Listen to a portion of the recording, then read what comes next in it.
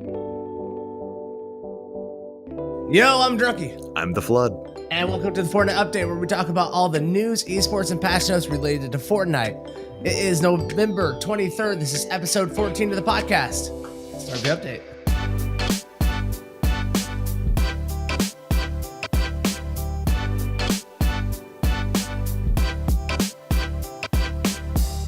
All right, Flood, let's jump into some viewer mail. Last week we were asking about the Christmas theme and the POI coming. Like, should this be a whole snow map or whatever? Gabe Glasso replied to it. Once again, Gabe's knocking it out of the park, by the way. If we don't get a snow/Christmas theme POI and at least 40% of the map isn't covered in snow, then I think I might lose my shit.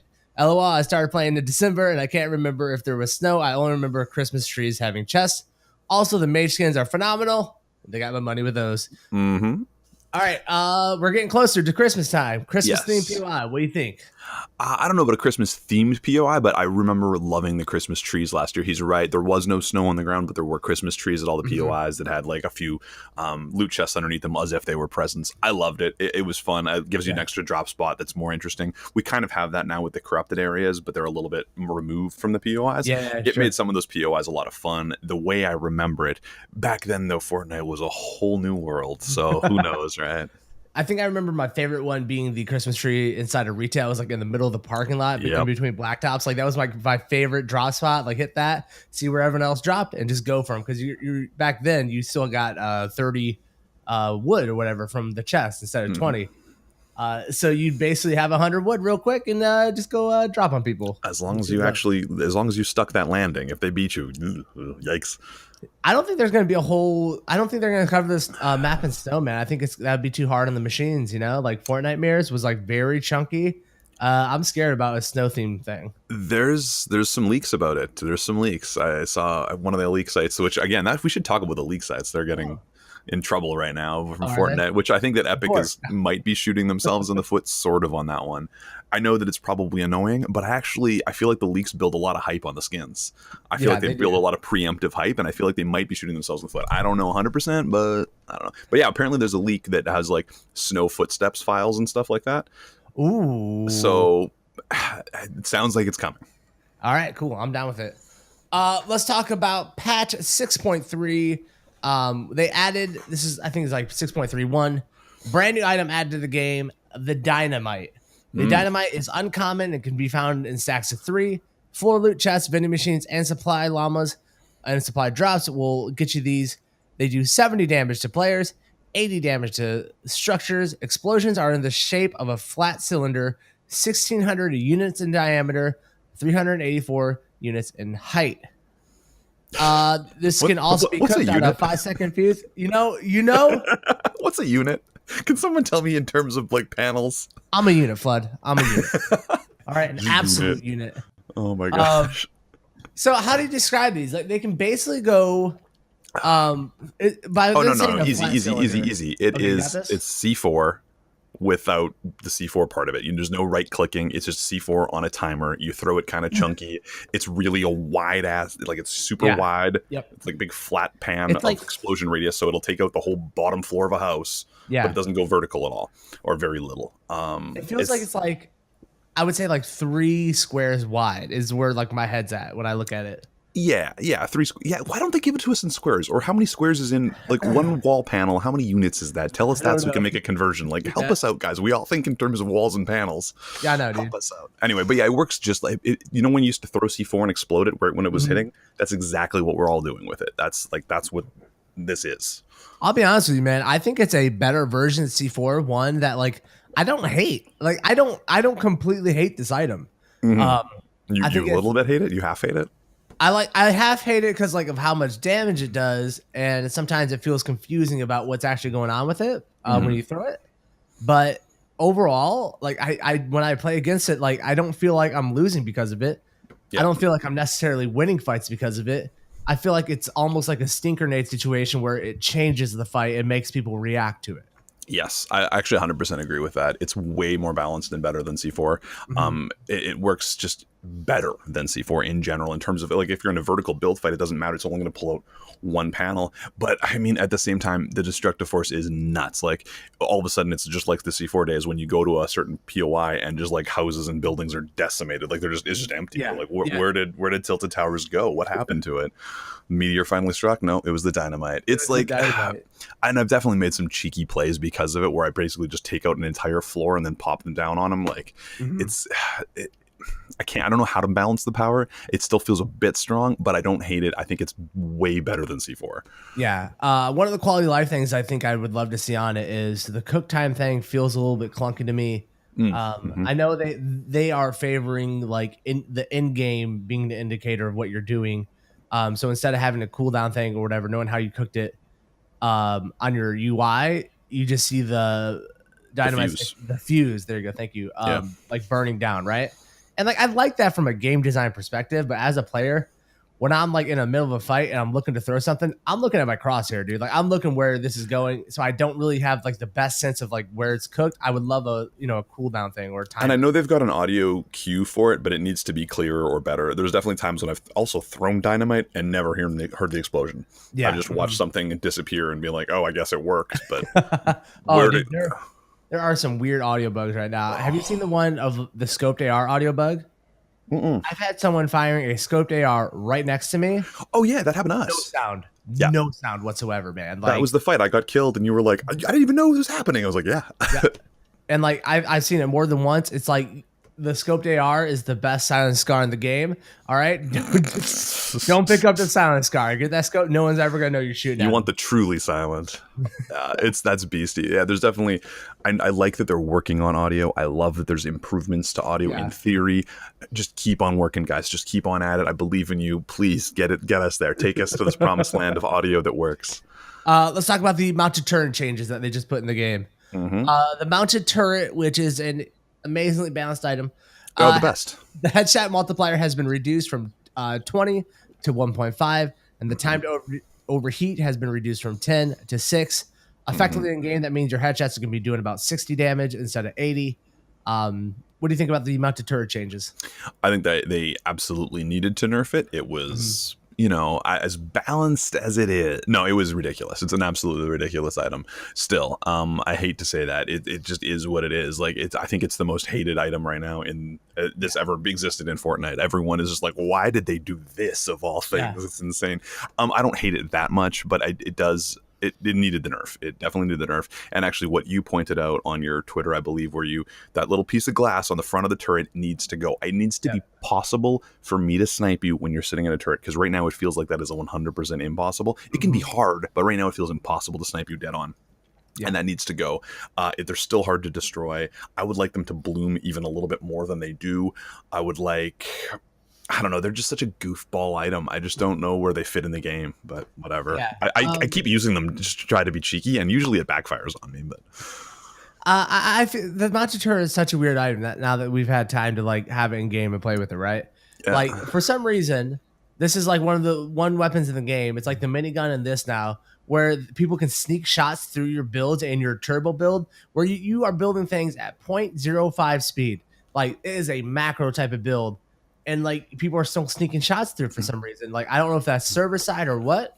I also I would love the bloom to actually be tighter, and them just take the headshot multiplier off. Like just take the headshot multiplier off this weapon and have it be a build, destroyer laying down. Like people really have to deal with it, but you're not going to get punished with a random 60 headshot, dude. Like, because I mean, honestly, if I'm tap firing on this thing and being a little bit careful with it, I can usually hit a few times for 40 reasonably reliably. So 40 still again and again when they can't fight back is pretty darn powerful.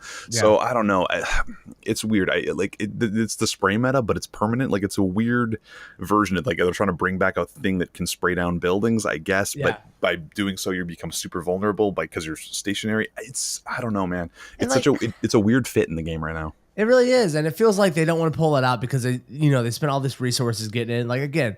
People in management and the higher devs, make no mistake, their jobs are on the line when they spend X amount of money, and manpower to get something developed that they gave the green light on, and then it gets taken out and unused. Like that stuff looks bad for them. So they're constantly fighting against having these things taken out of the game because their careers depend on it. And like I understand that as someone who's like part of the workforce, or I understand office politics, like but this stuff cannot come to the game, man. Like it's also a matter of we've had it for a week now. Or 2 weeks now, something like that. Like I think Epic has gotten used to the fact that they work at a breakneck pace, and often we react a little, like as a overall community, we all react a little knee jerk sometimes, and so they're willing to like, oh, let's just wait and let's do some other changes and see if they're still complaining about it. You know what I mean? Like let's see what happens. Two things I can't stand about it is like, there's no counterplay to it.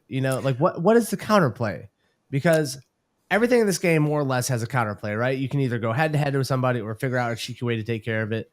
The turret just seems like you can't deal with it. And what's weird about it is that they're building or nerfing it to counterplay itself by reducing its time to overheat. That's how they're dealing with it. It's nothing I can do against it. It's something that the other player has to manage, or else they get, punished for it.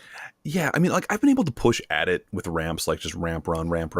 I've been able to do that and get close, and as soon as you get close, it's pretty easy to, you can get above them and shotgun them. It's still tricky and weird, and it just doesn't feel right, and it doesn't feel like it belongs. Like especially in solos, it's so hard to deal with. I think in duos, at least, you can like the other one guy can flank and get that snipe shot, because the whole point of being stationary, that the sacrifice you should be making to be stationary and really powerful, is that it should be easy to snipe your butt. Yeah, sure. And like you said, it's just so hard to hit it and do in solos. And solos, like top 2, I'm throwing down a turret and I'm winning every game because I'm just like, whatever, 100%. Dude. Like you're not gonna lose. And they're just so tough to take down, man. I was playing with Kyle Crunk the other day, who's one of our viewers, another broadcaster who, I don't know if you guys noticed at the last end of the last podcast, I had a beautiful clip of him dying. Can't believe we didn't get any comments on that. He threw 3 C4s underneath a turret and it didn't blow it up. Like Dynamite. I'm sorry. And it just doesn't really make sense. Like it just doesn't feel right, I guess. So yeah, keep nerfing it or just vault it. I think I said vault this before it comes out. It's out. Let's get to the program. Let's vault this bad boy. Only counter I found, scoped AR, because you have like pixels to hit above it. It's the only thing that can reliably hit with the hit scan. So plus dead silent. Dead silent, baby. All right, let's talk about the new event that came into the game, the Scavenger Pop-Up Cup duos this time. They dropped this one pretty quickly on us. It's just the same as the solo Scavenger Pop-Up Cup, except they reduced the clingers and grenades back to 3 instead of 5. And they also at first reduced the build count to 300, and then the second day of the tournament they brought it back up to 500. Me and you, Flood, we ran some duos in this tournament, got our pen, like fancy. No big deal, with tons of time to spare, and we're like, well, all right, let's have call it a night. Get some margaritas. Let's go. What's your thoughts on the Scavenger Pop-Up duos version? I continue to love the Scavenger Pop-Up. I continue to think this is what Fortnite should be. I love solo Scavenger.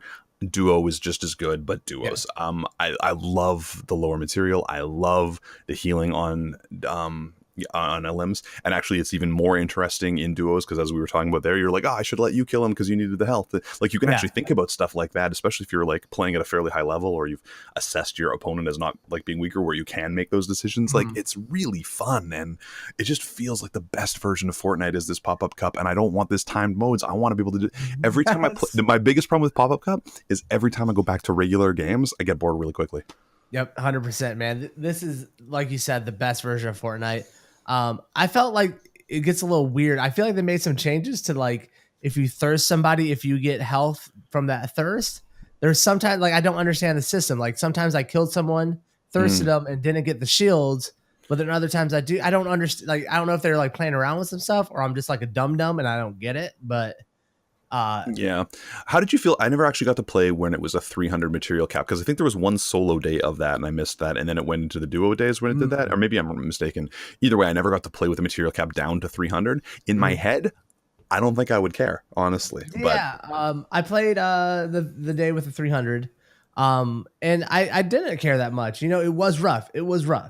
But you had to really think about your builds. When you went to go sit in your 1x1s because it's getting to late game and everyone's kind of plays this stuff like it's scrims, Yeah. a lot of players would just sit in their 1x1s and like just sit there. I'd build my 1x1, look for a chance to go farm, go knock some trees down so I can replace the wood. It was just more strategic. You had to constantly be thinking about it. Yeah. What I enjoyed about it though is that I farmed up really quick and I was good to go. I didn't have to think about farming, and the more of that, the better. So maybe that just means they should increase material gain even more. Or if they want to do something like, the 300 cap, maybe killing players will give you like 50 wood, 100 wood, something like that.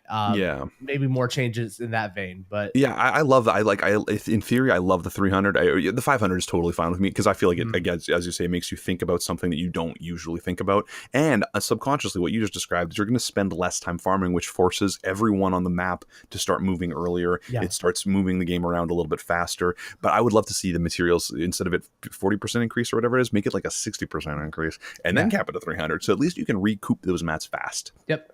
It makes it just one more element, and I love it. I think it's fun. I feel like the 300 mats was just a Machiavellian move by Epic, bro. I really do. Like 100%. I saw the 500, and then if you go on like all the Fortnite competitive Reddit's like, well, this is a great idea. Let's try 750. And then Epic goes, let's try 300. Yeah, let's go the other way. Yeah. And then everyone was like, oh, 500, please. Leave it at 500. This is great. Please bring us back to 500. True. They're shrewd operators over there, man. They're manipulating us, and they know it. They're good at it. One thing I really loved about watching, I was watching some of the custom scrims running under the duos and the solos format. One thing I loved about it, they played like 7 or 8 games, not one heal off late game. Yeah. All these pros, a pro filled lobby, 100 pros, no heal off at the very end of the match. That was exciting for me as a viewer. And maybe with time, as people adjust to the 500 mats and the meta shifts, maybe we'll get back to heal offs. But for right now, I think Epic's looking at it like, I don't know, guys. This is because right now I can heal by eliminating you. Yeah, it's good. I love that. I love that, man. I don't know. It just makes regular solos feel so boring. So much more about finding health items as opposed to just continuing to move and do things. Did you find ever that it was a lot of 1x1s and boring? Like, did you find there was a lot of camping? Yes, late game. In the early stages, no. Mid game, not so much. But once you get late game, especially when you get higher in the point system, it became scrims, bro. And I don't want to say scrims because the skill level definitely wasn't there, but the intent was. People doing the tunneling system, the catacombs or whatever. Crawl little 1x1s to 1x1 to 1x1, just crawling through them. That was definitely there. I didn't run into it too hard, but I noticed when there's 12 people left alive, all of a sudden everything slowed down for a second until you hit that 10 point, and then all of a sudden everyone was moving again a little bit. And I found that was really interesting, but I still like that it's rewarding wins more heavily. I talked to you about this. I would like them to do something with the kills where maybe they make it even higher, where the top kill points is 10 and it's worth 3 points or something. Give me a higher kill point that's worth more, so that the guys who just want to wild out and get crazy and can do that or are able to, there's still an incentive for them to go ham, because I feel like that might be better. Maybe 369 for the kills, and make those worth slightly more, like 1.2 points, something like that. I don't know, just spitballing, but I like the idea of encouraging different play styles at the same time. It's hard for me to ever agree with that because and it's just it's a philosophy thing. It's you think the game is this way, I think the game is this way. I think BR is the ultimate reward is winning it, right? Agreed. So I agree with that. So I think they're getting closer to a spot where kills are good, but wins are important. We talked about this while we were streaming. There was, I think it was called the big boss or something like that. It basically Kingpin. I forget what it was called. It was after you got the top amount of limb points, right? So you got 7 limbs. Yeah. Every limb after that actually counted as 1 point. Okay. So when you get high up in the kills, it's because you're putting it all, you're still risking it. You're just getting an additional point here, additional point there.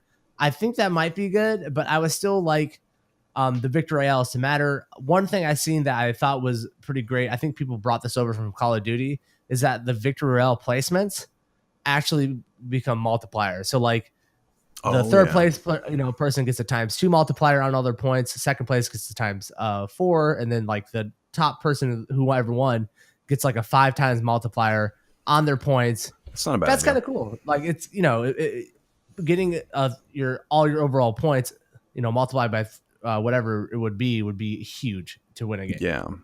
Yeah, I like where I think they're in the right direction though. I really like where it's at right now. I'm just wondering if we can tweak the kills to try to push some of those stalled moments near the end game. I don't know. Yeah. I don't know. It's fun though. I love it. I agree. It's the best form of Fortnite. Please give it to me 24/7. All right. Since we're talking about tournament stuff, let's move into the Winter Royale qualifiers taking place this weekend. On Saturday and Sunday, there will be 3 qualifying sessions per day. Saturday and Sunday, like I said. The top 200 ranked participants in each region will be sent an eligibility survey to determine the qualifications for the Winter Royale finals. Mm-hmm. First time that we're opening up the Royales to the entire community, or the skirmishes, I should say. Yeah, they're giving us, the first time that they've publicly announced that that's what they're doing, because we've had things that they've done in the past that were clearly designed for them to pick people to put into their royales. Of course, they've just kind of sprung the royale on us like they like to do, and they're like, hey, it's this weekend. You got to be ready this weekend. So if you had plans and you wanted to do it, you're screwed, guys. Sorry. I think it's awesome.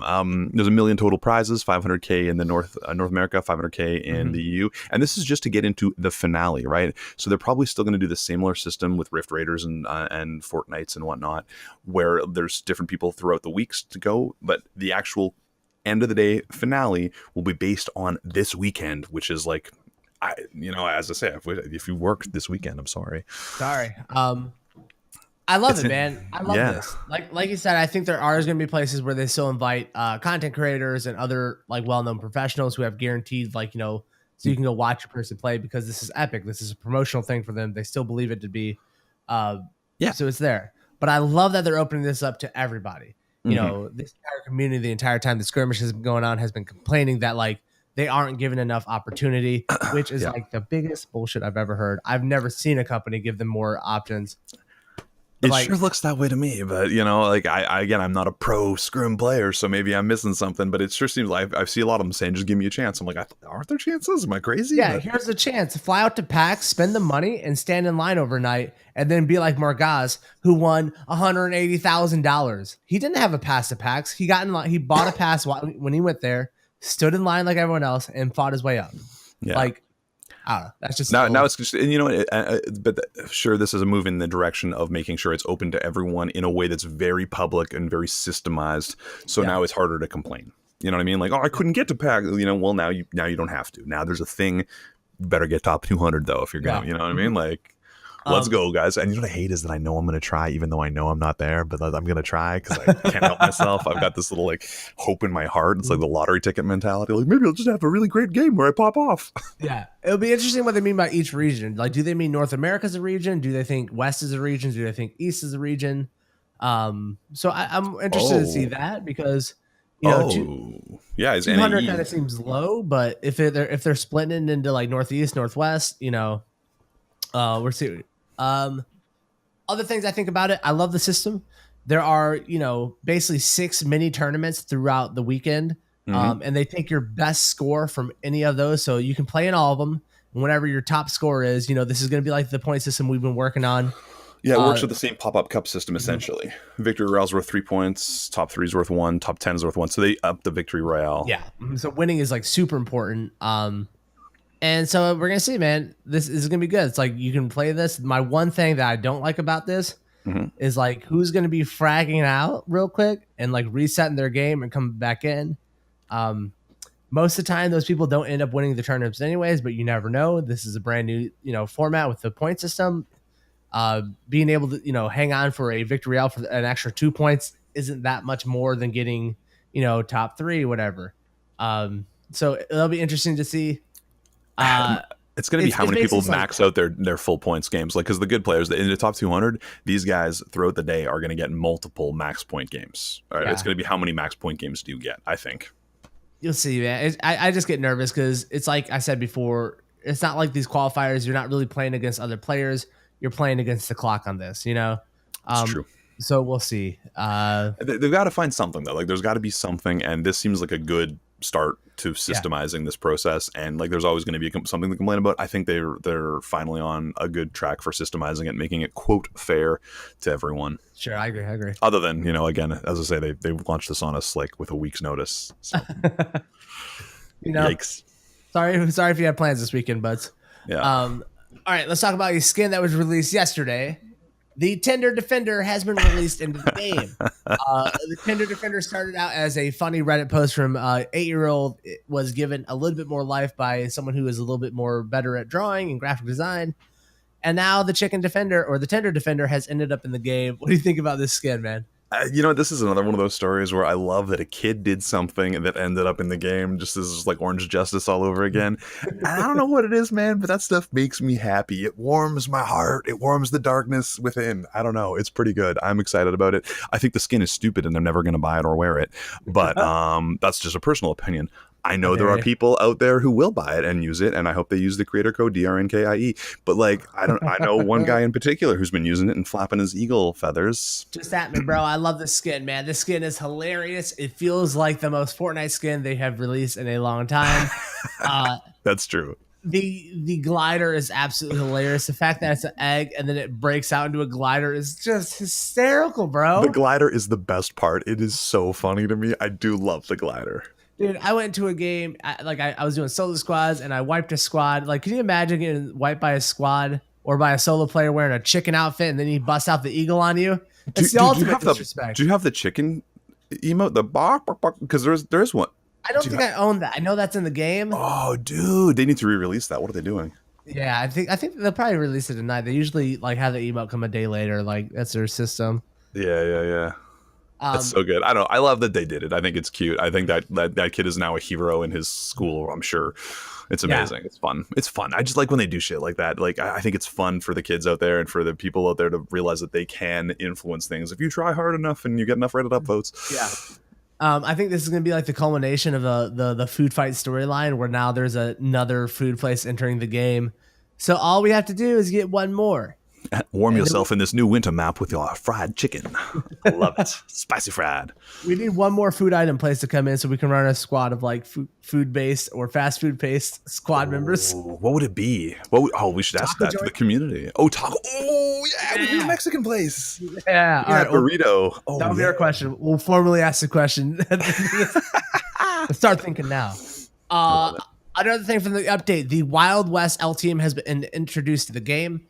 This is a duos mode with a limited item set. The hunting rifle, pump shotgun, double barrel shotgun, 6-shooter are your guns. There used to be the minigun, but they took that out. They also reintroduced the dynamite back to it. The only heals you have in the game are campfires, bandages, and slurp juices and medkits. What do you think about the Wild West LTM? Me and LTMs, I never once touched it. Oof. You're missing out here. It sounds fun. Another addition, the redeploy mechanic is in this LTM. I'll tell you right now, this has been some of the funnest Fortnite I've played in a while. This is almost a return to form of old Fortnite. There are no spray items in this thing. So you're not getting sprayed down by SMGs. Even ARs aren't there, but you got the 6-shooter.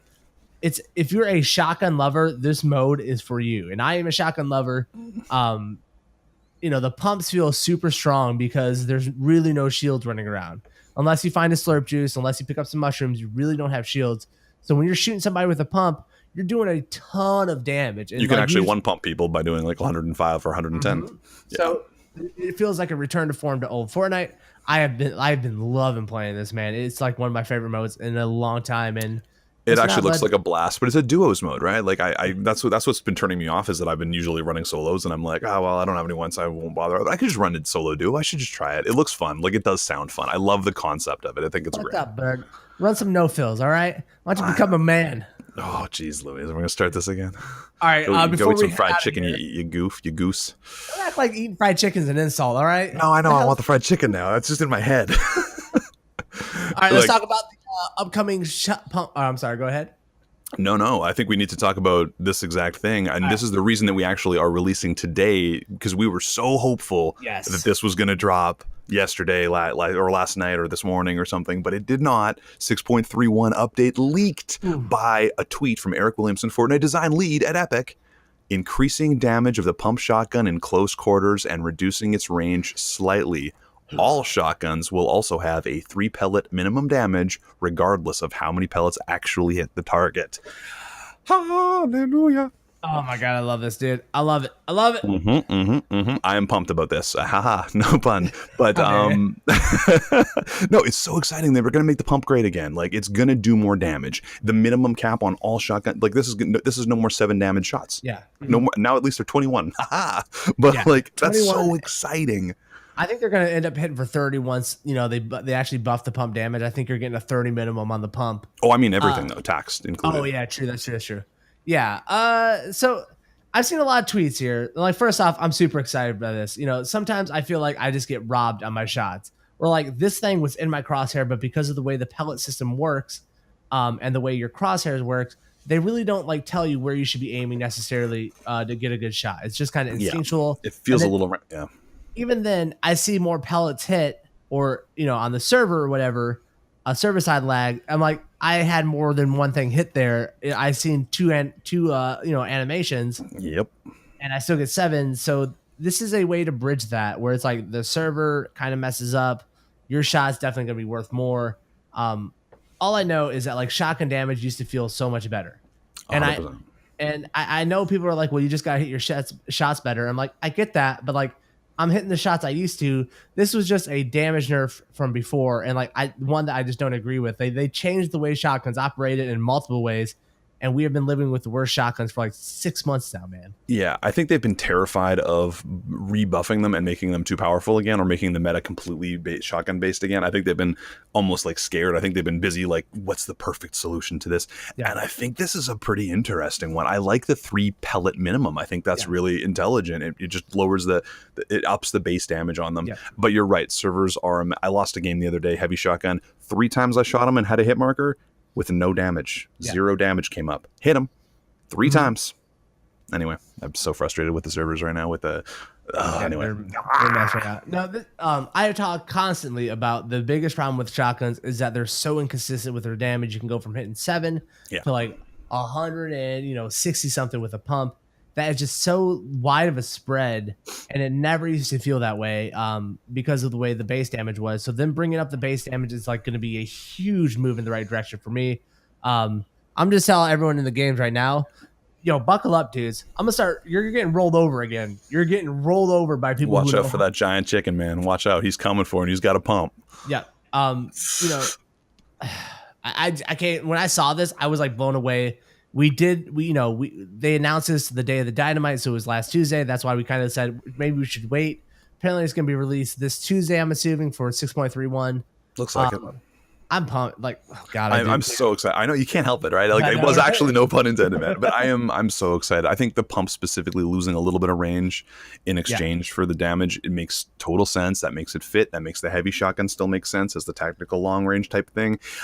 It's just good. Everything about this seems like it's finally a step in the right direction, and I think the whole community's got to be rejoicing about this. I can't wait to actually feel it, because I'm sure we'll find something to complain about. But it's I can't wait. I'm so excited. Thank you, Fortnite. You listen to us. You really care. All right, so next week you guys will see us talking about the shotgun rebalance. Hopefully they'll put it in by the time we release. It's just going to be a streamers in the air, wearing party hats and hanging out with tequila. Like, it's just going to be ridiculous. But that is going to do it for episode 14 of the Fortnite Update. Our question of the week: what should be the next fast food place if the Fortnite chicken is here to stay? Yeah, because we need a 4th one to fill out your squad. What's it going to be? Is it tacos? What is it? You don't want 2, beef Burger Kings running around. It's just awkward. You can only have 1 beef per group. We've got 2 sushi makers. Do we get something with sushi? Do we get a fish-based place? I don't know. I just want a giant taco guy running around, man, with like his arms sticking out of the taco shells. I'm picturing a burrito, but I like it. Oh, God. Burritos. I like burritos. Get out of here. Burritos are just tacos that are trying too hard, all right? I'm not going to harp on that. They're burritos. Tacos you can fit more. We're getting out of here. We'll see you guys next week for episode 15. See you guys later. Catch you later. Bye, guys.